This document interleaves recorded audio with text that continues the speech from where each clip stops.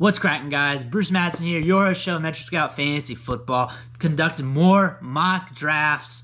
Today, I'm going to read off one of the 1QB mock drafts. We're going to be doing 2 rounds real quick and giving you my analysis, and we're going to be doing that right now. Let's dig into the first round of this rookie mock draft. I'll read it off, and then I'll go over my thoughts on the picks. First round here with the 101, Breece Hall, New York Jets. At the 102, Treylon Burks, wide receiver, Tennessee Titans. At the 103, Kenneth Walker. 104, Drake London, wide receiver, Atlanta Falcons. 105, Garrett Wilson, New York Jets. 106, Chris Olave, New Orleans Saints. 107, Jameson Williams, Detroit Lions. 108, Sky Moore, Kansas City Chiefs. 109, Christian Watson, Green Bay Packers. 110, George Pickens, Pittsburgh Steelers. 111, Jahan Dotson, Washington Commanders. 112, John Mechie. For the most part, this round 1 was pretty standard. Breece Hall, 101, like in most drafts. Kenneth Walker and the big 3 wide receivers, those guys are going to be mixed and matched. Sometimes you see Kenny Walker go 102, sometimes 103, 104, or so forth, but usually he's mixed in with those big 3 wide receivers. It's mixed and matched, jumbled up with those guys. Treylon Burks, first one of those guys off the board. Walker, then London, then Wilson. Depending on how you see the drafts, it can be intertwined with them all mixed in.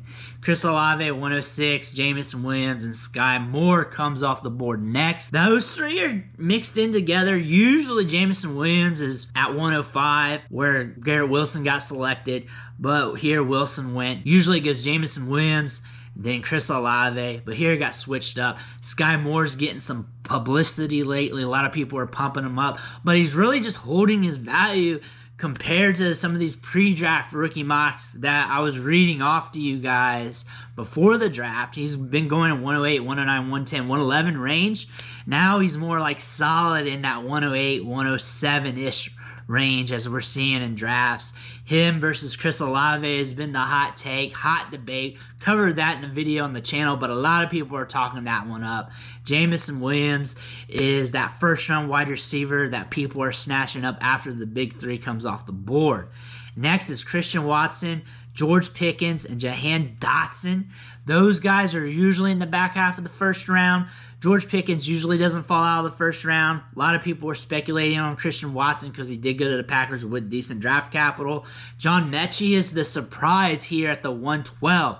Usually you see him in the early to mid portion of the second round as the last of the Mohicans of those wide receivers with decent draft capital. There is some opportunity there for him, but this is a little higher than expected. I usually do not see him go in the first round. All in all, this is pretty standard first round rookie draft that you see a little bit of mix and match in some other drafts, but value-wise, pretty standard. Let's move on to the second round of this rookie mock draft, and here at the 201, we got Rachaad White, Tampa Bay Buccaneers. 202, James Cook, running back, Buffalo Bills. 203, David Bell, wide receiver, Cleveland Browns. 204, Damian Pierce, running back, Houston Texans. 205, Trey McBride, Arizona Cardinals. 206, Zamir White, running back, Vegas Raiders. 207, Wan'Dale Robinson, wide receiver, New York Giants. 208, Brian Robinson, Washington Commanders. 209, Isaiah Spiller, Los Angeles Chargers. 210, Alec Pierce, Indianapolis Colts. 211, Jalen Tolbert, Dallas Cowboys. And 212, Tyler Algier, running back, Atlanta Falcons. So the second round becomes very ambiguous when it comes to picks from league to league, from draft to draft, and this is when the chaos can ensue in most leagues. First round isn't in stone, but the values are kind of stable. You can get some flips and some flops there, but the second round can get a little bit crazy depending on how your league goes. Since John Mechie went in the first, one of those running backs fell. James Cook, you usually see him go in the first round, back half of it, last few picks, sometimes middle of the first, and a few times like 103-ish, 102-ish. It's happened.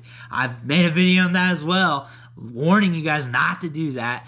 201, Rachaad White, Early part of second round, last of the Mohicans of those running backs with draft capital. He is going there in the top portion of the second round. Sometimes, small percentage of leagues, back portion of the first round. David Bell at 203. This is his range. 203, 204, 205, maybe a little earlier in 202, 201 spot. Rarely see him in the first round. Second round, mid to top portion is where we're seeing David Bell. I like this value for him. I like this landing spot for him. I feel like you can get a good prospect with upside with David Bell. Now after him, just looking at the second round as a whole, you're really just grasping at straws at these running backs.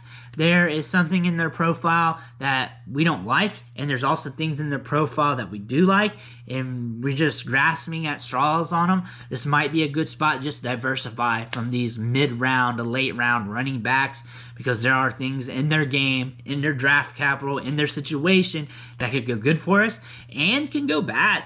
And we don't know which ones are going to hit from a macro standpoint. From the micro we look in, we can say who we like as our best guy, but there are just some things. We're talking about Dameon Pierce, Zamir White, Brian Robinson, Tyler Algier. I like some stuff of all these running backs, and I don't like some stuff of all these running backs. I like Zamir White a lot. I think he's in a sneaky situation. I think I'm going to have a video on him coming up very soon because I've been thinking about him a lot. Isaiah Spiller, too. I think him going to the Chargers is a good situation. Draft capital, not so much. Tyler Algier, good situation. Draft capital, not so much. Dameon Pierce, good situation. Production, not so much from college. But there are some attributes in his game that could allow him to be productive. We're just grasping at straws at these running backs, hoping that one hits. Wide receivers here. Wan'Dale Robinson is a huge value. I don't like him as a first-round pick into the process due to some of his specs athletically, size, adjusted speed, and all that. But once we get further into the second round, that age-adjusted production and some of the things that we saw on tape, his ability to produce from the slot, get downfield, make big plays, 206, 207, 208, 203, 204, that range there, that's a good price tag for a player like that. An ambiguous slot receiver with upside, that's a good price tag for that. I like David Bell over him. I feel like David Bell's got some upside there that people are not looking at. Good situation. Deshaun Watson, good route runner, very fluid, good ball skills. After this, we have Trey McBride at 205. Sneaky good situation.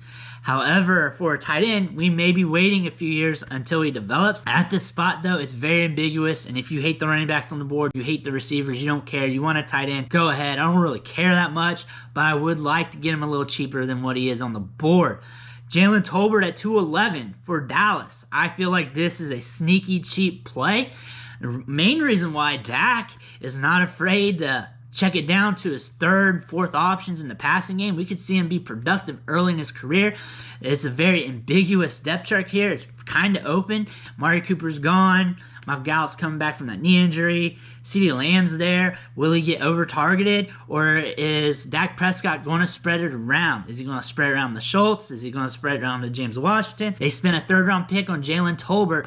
Decent draft capital. Not the highest, but it's decent. Good enough for an ancillary option in this offense that has some volume, that has a quarterback that just doesn't lock on the one target. We've seen that with Cedric Wilson last year. I think this is a good value discount here. Alec Pierce, he's a speculation play.